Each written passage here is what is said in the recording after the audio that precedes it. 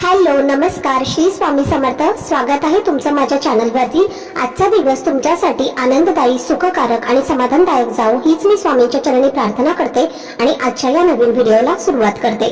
पण त्या अगोदर तुम्ही माझ्या चॅनलवरती जर नवीन असाल तर चॅनलला पण लगेच सबस्क्राईब करा आणि कमेंटमध्ये श्री स्वामी समर्थ लिहायला अजिबात विसरू नका. आजच्या व्हिडिओमध्ये आपण पाहणार आहोत भाद्रपद महिन्यातल्या पौर्णिमेबद्दल. आपल्या धर्मशास्त्रामध्ये प्रत्येक पौर्णिमेला खास महत्त्व आहे. विशेषतः भाद्रपद पौर्णिमा हा दिवस भगवान विष्णूंना अर्पण केलेला असतो. असं म्हटलं जातं की या दिवशी व्रत केल्याने मोक्ष मिळतो आणि विष्णू भगवान आणि लक्ष्मी मातेची कृपा आपल्या घरावर कायम राहते. या दिवशी स्नान, दान आणि व्रत यांना विशेष महत्त्व असतं. यावर्षी भाद्रपद पौर्णिमा 7 सप्टेंबर 2025 रोजी आहे आणि या दिवशी चंद्रग्रहण देखील आलेलं आहे. त्यामुळे अनेक जणांच्या मनामध्ये शंका आहे की काय करावं आणि काय करू नये.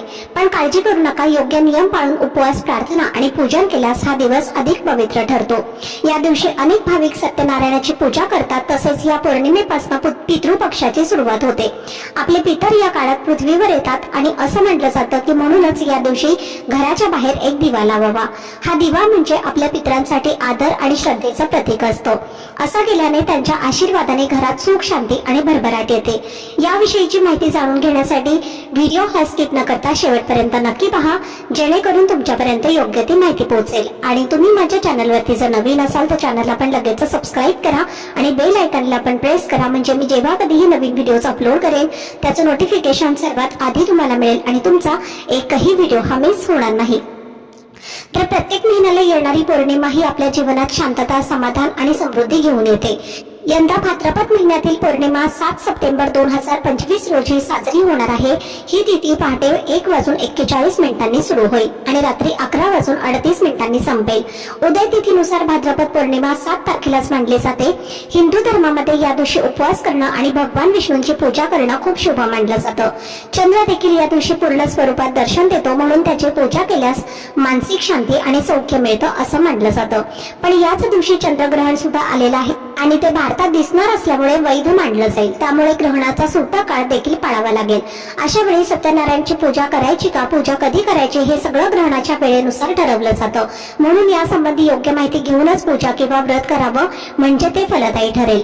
पहिलं तर देवपूजेवर ग्रहणाचा काही परिणाम होत नाही. देवांना सुद्धा पाळायची गरज नसते, कारण सगळ्याच्या सृष्टीचं नियंत्रण हे आपले देवच करतात. त्यामुळे त्यांच्यावर कोणतेही बंधन लागू होत नाही. काही ठिकाणी ग्रहणाच्या काळात देवमूर्ती पाण्यात ठेवतात, पण हे चुकीचं आहे. ग्रहणाचा प्रभाव आपल्यावर म्हणजे माणसांवर असतो, कारण त्यावेळी वातावरणात बदल होतो, नकारात्मक ऊर्जा वाढते आणि त्याचा परिणाम आपल्या शरीरावर आणि मनावर होऊ शकतो. म्हणूनच आपल्यासाठी काही नियम हे पाळावे लागतात. आता प्रश्न असा येतो की जर तुम्ही पौर्णिमेच्या दिवशी सत्यनारायणची पूजा करायची ठरवली असेल आणि त्याच दिवशी ग्रहण असेल तर पूजा करायची की नाही? तर याचं उत्तर थोडंसं सोपं आहे. जर तुम्ही अनंत चतुर्दशीच्या दिवशी सत्यनारायणची पूजा केलेली असेल तर ती पूजा मांडणी तशीच ठेवावी, म्हणजे पुन्हा वेगळी मांडणी करण्याची गरज नाही. पण आपण कधी संकल्प करून सत्यनारायण पूजा करतो तेव्हा पूजा संपूर्ण संपेपर्यंत मांडणी घालवत नाही. अगदी तसंच तेही करायचं आहे.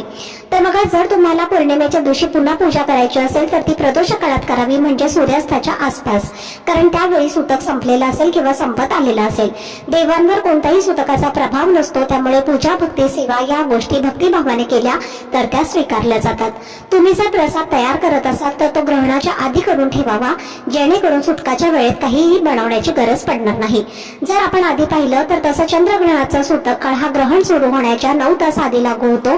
तर यावर्षी 7 सप्टेंबर 2025 रोजी चंद्रग्रहण रात्री 8:58 सुरू होणार आहे आणि ते मध्यरात्री 1:25 चालणार आहे. आणि म्हणूनच या आधीच तुम्ही तुमचं पूजन, वाचन आणि सत्यनारायणची पूजा पूर्ण करून घ्यावी.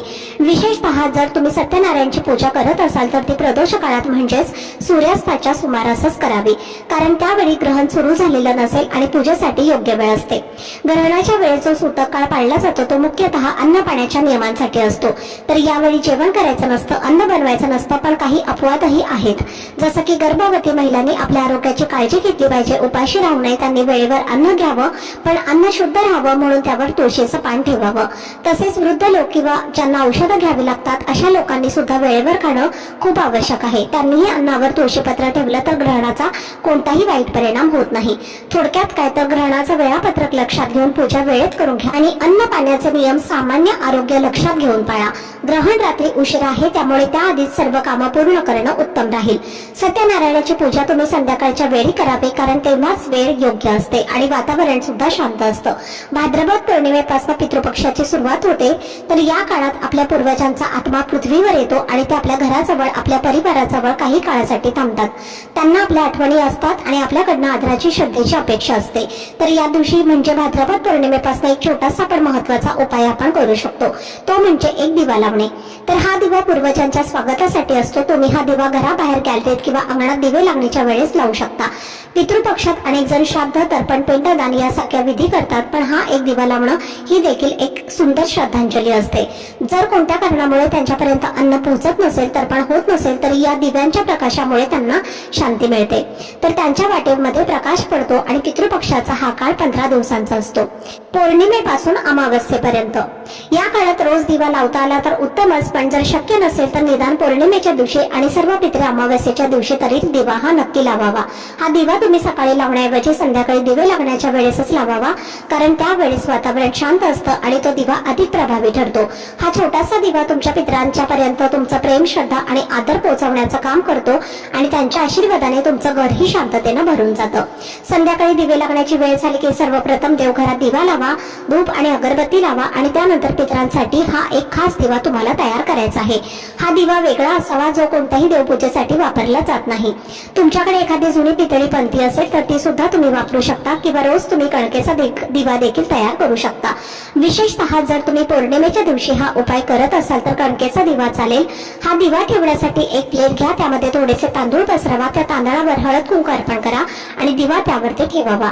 दिव्यामध्ये तिळाचं तेल किंवा तुम्ही पूजेसाठी जे तेल वापरता ते घालावं.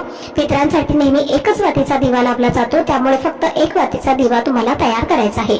दिवा लावल्यानंतर त्यामध्ये हळद कुंकू आणि अक्षता अर्पण करावे. धूप दीप दिवा ओवाळून घ्यायचा आहे आणि त्यानंतर त्या दिव्यात थोडे काळे तीळ टाकायचे आहेत, कारण पितृ कार्यांमध्ये तिळांचा खूप महत्वाचा वापर असतो. हे तीळ पूर्वजांना प्रसन्न करतात असं मानलं जातं. हा दिवा तुम्ही तुमच्या घराच्या दक्षिण दिशेला तोंड करून लावा. तुमचं जर बाल्कनी किंवा खिडकी दक्षिण दिशेला येत असेल तर तिथे सुद्धा तुम्ही हा दिवा ठेवू शकता. दिवा लावल्यानंतर शांतपणे बसून तुम्हाला ओम श्री पितृदेवताय नमः किंवा ओम पितृदेवाय नमः हा मंत्र मनात किंवा जप म्हणून तुम्ही करू शकता. पूर्वजांना नमस्कार करा, त्यांची क्षमा मागा आणि तुमच्या कुटुंबावर त्यांचा आशीर्वाद राहावा अशी प्रार्थना. तर ही एक छोटीशी श्रद्धांजली असते, पण मनापासून केली तर ती नक्कीच त्यांच्यापर्यंत पोहोचत असते. आजचा व्हिडिओ जर तुम्हाला आवडला असेल, माहितीपूर्ण वाटला असेल तर व्हिडिओला लाईक, शेअर आणि चॅनलला सबस्क्राईब नक्की करा. भेटूयात पुढच्या व्हिडिओमध्ये. तोपर्यंत सर्वांना श्री स्वामी समर्थ.